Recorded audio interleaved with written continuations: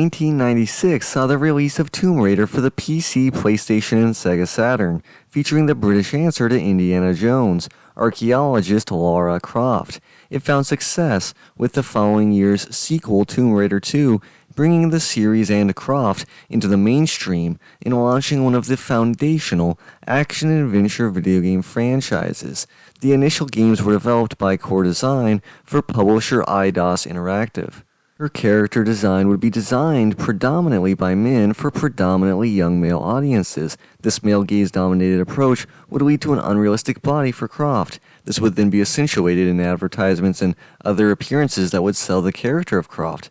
She became the video game sex symbol. Her overwhelming success, of course, led Eidos to pursue expanding her media opportunities. In March 1998, Paramount and Eidos reached a deal to bring Lara Croft to the silver screen. It would take 3 years for Paramount to realize an adaptation, with Lara Croft Tomb Raider released on June 15, 2001. The film was directed by Simon West and starred Angelina Jolie. Jolie was coming off an Academy Award-winning performance in Girl Interrupted. She would need to wear a padded bra to fit the physique of the character. The film would be marketed again towards a predominantly male audience who enjoyed the games, pushing the film's overtly sexualized action heroine. This would lead to big box office success for the film, garnering over $270 million off its hefty reported budget of $115 million. The film's sequel would again star Jolie, with West being replaced by veteran action director Jean de Bont. The film would not reach the promised box office heights, making over $160 million off its reported $90 million budget. The failure of the sequel film, The Cradle of Life, as well as the disappointment of Tomb Raider Angel of Darkness, led to the death of the film series and the transfer of the development of the game series from Core Design to Crystal Dynamics. This failure is an interesting example of an early 2000s attempt at a female-led action film series. It would only last 2 films. Other attempts, such as Charlie's Angels, would also only last 2 films, while failed spin-offs also plagued this era, such as Elektra and Catwoman. Meanwhile, there were 2 major series that did take off during this era that have one critical factor in common. Resident Evil's live-action film series and the Underworld film series both found sustainable success at the box office. They competed as large blockbuster action films at the box office, but were made under slightly more modest budgets. They did not balloon in budget or expectations after initial success, allowing for continual sequels well into the 2010s.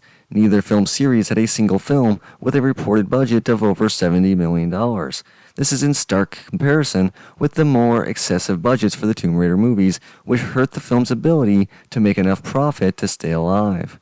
Studios did not take this lesson to heart, instead growing weary of placing women in the lead for action films, believing they were riskier than male leads. This would lead to a slight dead period for these types of movies until the 2010s saw the emergence of several new female action heroes, such as Katniss in the Hunger Games, Furiosa in Mad Max Fury Road, as well as superheroes in the DC and Marvel universes, such as Wonder Woman and Captain Marvel. Within this milieu, Lara Croft would be reborn in the video game world. Crystal Dynamics would reimagine Croft for a new age and a new user base, led by a development team that featured more female voices and catering to a more diverse audience. The Tomb Raider series would evolve and craft a new image for its kick-ass archaeologist. The rebooted games would serve as an origin story for Lara, showing her in a much more human state, having to survive insane obstacles and learning to overcome them. She would still look good, but in a more realistic and less overtly sexualized way. This reboot of the character would get an entire trilogy of games, dubbed the Survivor Trilogy, for Croft's remade persona. The games would serve as major inspiration for a new film adaptation. The film rights shifted from Paramount to GK Films, Warner Bros. And MGM. The studios would hire Norwegian film director Roar Uthaug, known for films such as the 2015 natural disaster film The Wave. This would be his move into major Hollywood filmmaking, with a large budget to work with and a stacked cast and talented crew to collaborate with. The film's budget was reportedly between $90 and $106 million. To cast Lara Croft, the studios would go back to the well of recent Academy Award-winning actresses by hiring Alicia Vikander in the lead role. She would work alongside Dominic West, Walton Goggins, Daniel Wu, and Kristen Scott Thomas. The crew would feature cinematographer George Richmond, editors Stuart Baird, Tom Harrison Reed, and Michael Tronick, production designer Gary Freeman, set decorators Raffaella Giovanetti and Carolyn Walker, and costume designers Colleen Atwood and Timothy A. Wanzik. Utah strove to center the film's action-adventure storyline around two major elements. The first was an emotional core to the narrative, featuring a father-daughter story. This would draw viewers in and make them care about Laura before her adventure begins, putting more weight on the emotional stakes in the narrative. The second element he strove for was an action filmmaking style that would center the main subject and see the action from their perspective as much as possible. This would require more handheld camera at moments, it would require Vikander to perform as many of her stunts as possible, and would require creative usage of CGI. The film utilizes CGI a lot, as do almost all modern action blockbusters, but the filmmaking approach attempts to immerse the audience into as many manufactured sets, practical effects, and real stunt work as possible. With so many action-adventure set pieces to pull off, the film's attempts at relying on practical effects could only go so far. Looking at behind-the-scenes footage and interviews with the crew, it's obvious how much of the scenes needed to be accentuated by CGI, but almost all the scenes had something practical at their core in an attempt to add weight to the action. Vikander's months of following a strict training regimen would help her get in shape to pull off the stunts. The film would be released on March 16, 2018, eventually making over $274 million at the worldwide box office, which was a disappointing number for the studios, who were unable to make back their money, and these numbers killed any sequel plans.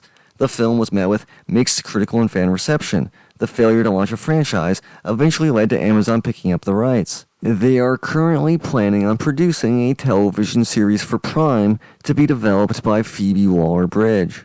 With this context laid out, let's explore Tomb Raider. The film's story opens with several action scenes that establish the character of Lara Croft and the flow of the film. We get small moments of emotional character building interspersed amongst fast-paced action sequences. We see how active and talented Croft is, while also seeing her limitations and her humanity. We don't need much to establish the scenario of the film, and the film doesn't dwell on any melodrama, opting for the bare minimum plot necessary to get the story moving. This opening has some fun action scenes, such as the fox hunt bike chase, which are well filmed and edited, giving us that feeling of being in the action that Utah was aiming for. We also get enough of the character moments to get invested in the emotional core of the film. We care about Laura. She is likable, relatable, and grounded in a way that is helpful for such an ambitious action-adventure film. As we move along in the narrative, we see those ambitions realized with some beautiful and elaborate action sequences. The scenes are CGI heavy, but mostly that helps realize the vision as opposed to overwhelm the audience. We still get a strong sense of groundedness and weight to all the obstacles Croft faces. This is a testament to Alicia Vikander's stunt work that we get to follow so much of the action from so close up, feeling every major beat of the scene up close and personal. While some of the action scenes are over the top in a video game-esque way, a lot of the fighting is gritty, with Croft's first kill being a true standout. We feel every punch that she has to take, and every near-death moment has weight. She gets put through the ringer in the best way. It makes every time she bounces back that much more heroic and cements her legendary status. She grows into the Lara Croft we all know through this origin story. We get emotional growth as well, though perhaps in a more cliched way. These storytelling moments are not the most original, but Vikander's range carries these scenes. They are so much better than they could have been due to her performance. Her range is present in her physicality and the emotional depth she portrays. The rest of the cast does a good job as well. Walton Goggins gives some depth to his villain, making him somewhat understandable, even if some moments fall into cliche. The two of them have some well-done scenes together, though both performers deserve better material than they are given here. Dominic West does an adequate job working well with Vikander. Daniel Wu plays down some of his fighting ability and plays a much more straightforward fighter who's just trying to survive. His back and forth with Vikander isn't that great, but it develops somewhat by the end of the film.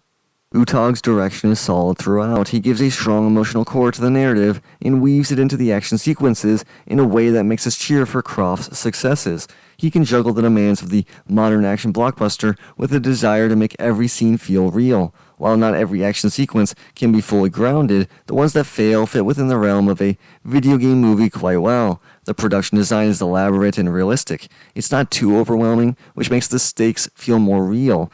Not everything needs to be as grand and epic as possible. Instead, the more historically grounded temples, puzzles, and booby traps give the film that grittier, lifelike feel. The flow of the film coherently tells its story, allowing for slower moments without grinding to a halt. We get several action sequences that keep things moving and just enough slower character moments to give those scenes gravity. The editing is well done, seamlessly transporting us through this globe-trotting adventure. The soundtrack is fresh and fun, giving us appropriate music for the scenes during the opening in London and the more adventure movie moments on Yamatai. I also really enjoyed the Nick Frost cameo. This film could have fallen into some pitfalls due to its generic script, the reliance on CGI, the bloated budget, and the demands of fans. Instead, it is carried by solid direction by Utag and a wonderful performance by Alicia Vikander. A solid cast and crew overcame the deficiencies of some of the screenwriting to make a fun and good film. I am disappointed that we won't be able to see a sequel, but I am looking forward to Phoebe Waller-Bridges' adaptation. Thank you all so much for watching, and see you next week.